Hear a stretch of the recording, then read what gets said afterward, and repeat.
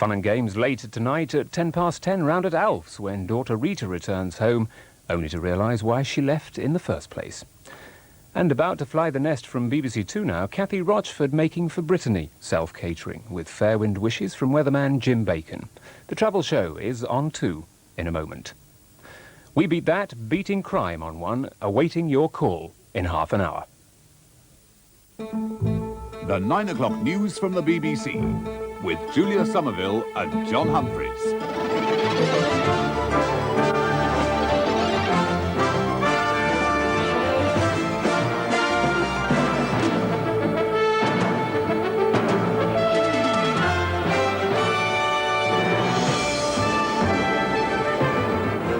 Natural childbirth champion Wendy Savage is cleared of incompetence. The spy kit that sent a mystery couple to jail. Sport and South Africa. Now Britain's bid for the Olympics is threatened. And a full house of royals in London tonight. Good evening. Wendy Savage, the consultant obstetrician who believes in letting women choose to have natural childbirth, has been cleared of professional incompetence. She was suspended from her job at the London hospital a year ago because of her handling of 5 difficult births. 2 of the babies died. The 15-month inquiry into her case revealed deep divisions in the medical profession over modern methods of childbirth. The inquiry found that although she was near the bounds of acceptable practice in one case, overall her clinical judgment was sound and the characteristics of her practice were care and consideration for the patient. The Committee of Inquiry hasn't yet published its recommendations, but Mrs. Savage says she hopes to get her job back next month. For Wendy Savage and her supporters, it's been a day of celebration. In their view, the tribunal's findings had shot the accusations of incompetence down in flames. 58 charges had been laid against Mrs. Savage by Tower Hamlets Health Authority, who set up the inquiry at a cost of £250,000. On 58 counts, she'd been cleared. So did she now feel she'd been vindicated? Yes, the only criticisms they've made of me are ones that I think are ones that I'd already made of myself in June of 1985. So as far as you're concerned, you've been totally cleared? Yes, and I think it's very important because had the charges been upheld, I think this would have had a very bad effect on the practice of obstetrics and other obstetricians. Earlier, her supporters marched to lobby the health authority to demand her immediate reinstatement. All along, they'd claimed the charges had been trumped up against her, and as the battle lines were drawn up, the inquiry increasingly came to be seen as not just Wendy Savage on trial, but her whole approach to childbirth, with ramifications way beyond the East End of London. Some caesareans are literally a matter of life and death. Here, doctors considered a normal birth would put mother and baby's lives in danger. At the North Middlesex Hospital, 14 babies in 100 are born this way, about average. But in some hospitals, the figure's much higher.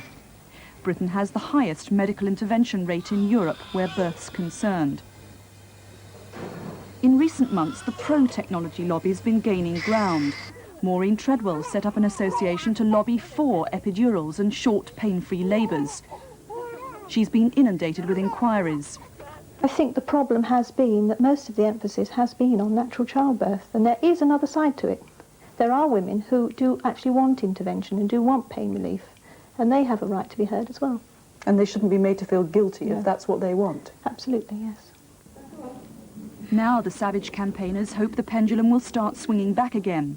At the North Middlesex, this is a delivery their champion would have approved of. No drugs, no forceps. It's hoped doctors will now be less inclined to foist technology on unwilling patients. But despite the Savage inquiry's findings, it's clear the arguments over how much technology helps or hinders at the start of a new life are far from over. Tonight, Wendy Savage is celebrating as she comes towards the end of her long-fought case. She's the guest of honour at a party in the East End, organised by her supporters.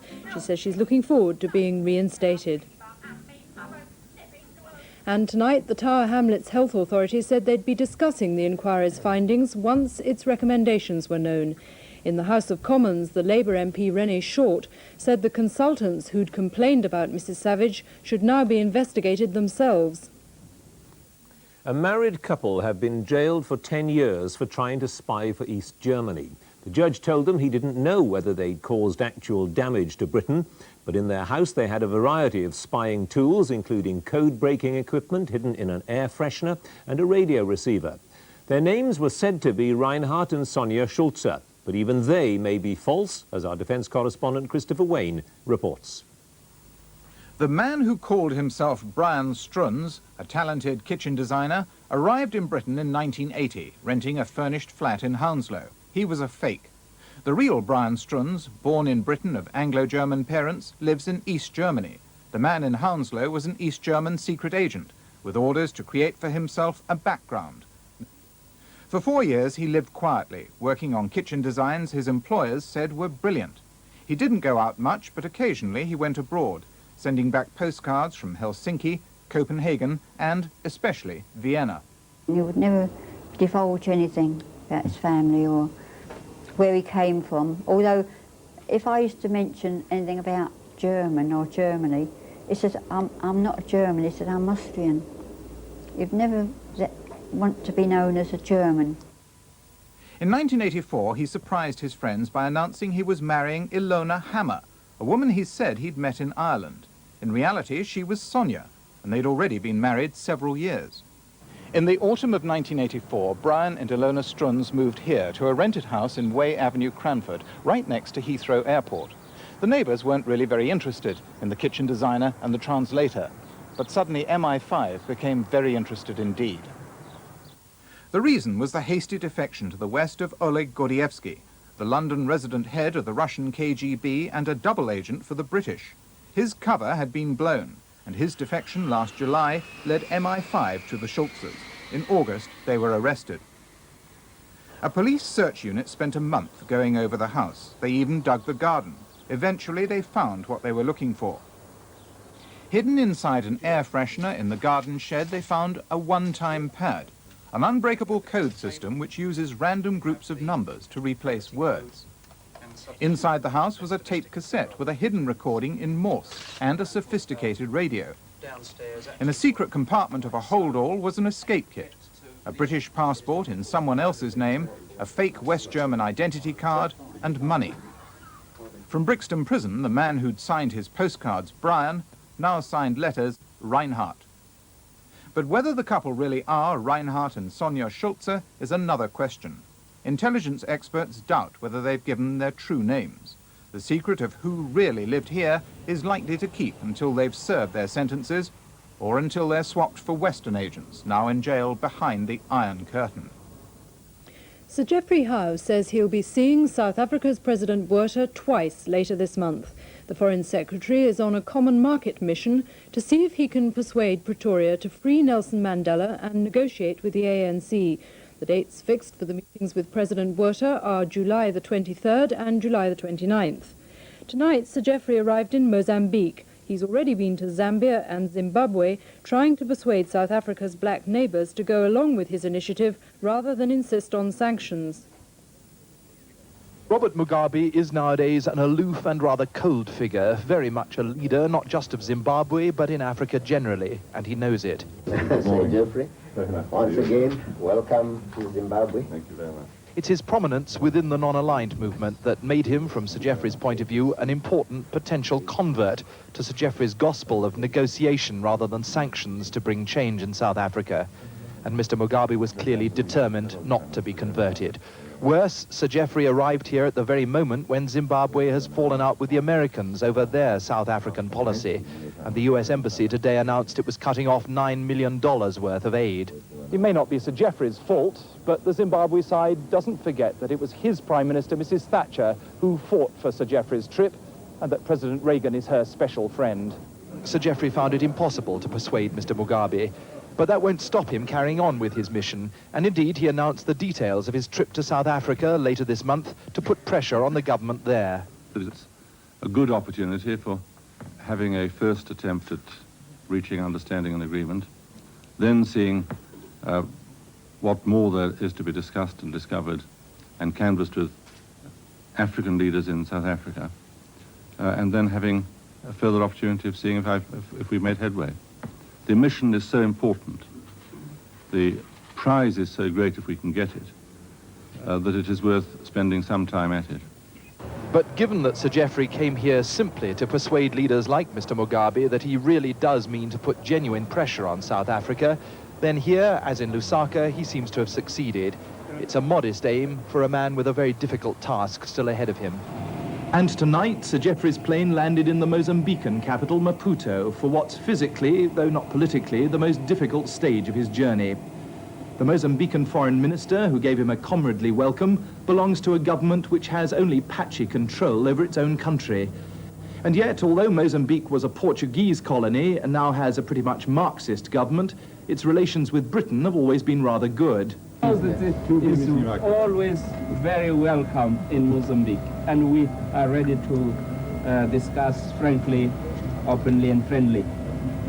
Having been listened to with politeness in Zambia and a little more frostiness in Zimbabwe, it's possible that here Sir Geoffrey may actually get a little genuine sympathy for his mission on its last stage. This is John Simpson for the 9 o'clock news in Maputo, Mozambique. Ian Smith, who was Prime Minister of Rhodesia, now Zimbabwe, told us today he hoped sanctions would not be introduced against South Africa. He said it would damage his own country. I think, as you know, I'm strongly opposed to the imposition of sanctions against South Africa because I know the damage it's going to do to my country. That's South Africa. Mrs. Thatcher says sanctions won't work against South Africa because they didn't work against Ian Smith. They were introduced by the United Nations after his illegal declaration of independence. 1965, the year of UDI. Who'd have thought the country would survive or stay alive? The UN made us outcast, and the British said we couldn't last, that we would fall when the oil did not arrive. In fact, the Rhodesian government of the time made valuable propaganda out of sanctions. The world's against us, but we'll survive, was the message. And in some limited areas, the Rhodesian economy did grow stronger. Some of what couldn't be imported was made at home. On top of that, despite a blockade by the British Navy, a good deal slipped through the net. The sanctions busters had a boom. Rhodesia's biggest weakness was the same then as South Africa's is today. Neither country has its own source of oil. But whereas Rhodesia had South Africa to help, with a steady supply of oil across the border, South Africa today has no such friendly neighbour. And although they produce some oil from coal, it's not thought to account for much more than a third of its total needs. Even so, in the end, it was not sanctions which brought down Ian Smith's rebel regime, it was violence, the guerrilla war. And that, many believe, is precisely what will bring down the white government of South Africa. Tonight, the former Cabinet Minister Leon Britton became the first senior Tory to break publicly with Mrs. Thatcher's stand on sanctions. He warned her that Sir Geoffrey Howe's mission to South Africa was utterly hopeless unless it was backed by the ultimate threat of strong measures against Pretoria. And he said the failure of the mission would be enough to convince many opponents of sanctions that there was now no alternative. It's feared the row over Britain's stance on sanctions could jeopardise Birmingham's hopes of staging the 1992 Olympic Games. The organisers say they need the support of black African countries, but this may be withdrawn if there's a widespread boycott of this month's Commonwealth Games in Edinburgh. Already Nigeria and Ghana have withdrawn, and a number of other African Commonwealth countries are reviewing their positions. Edinburgh is one loser from the African boycott, but Commonwealth Games organisers stress 2 countries staying away still leave 56 in competition. The other direct losers are the athletes themselves. Sebastian Coe, newly appointed Vice-Chairman of the Sports Council, today reflected on previous Olympics damaged by political division. The only people that really sadly missed out at the end of the day were the athletes that didn't go, and I'm just sorry that there won't be a full contingent of countries in Edinburgh. The Games will still survive. Edinburgh's loss today could be a much bigger blow to Birmingham in the future. Birmingham is spending £1.5 million lobbying to host the Olympic Games of 1990.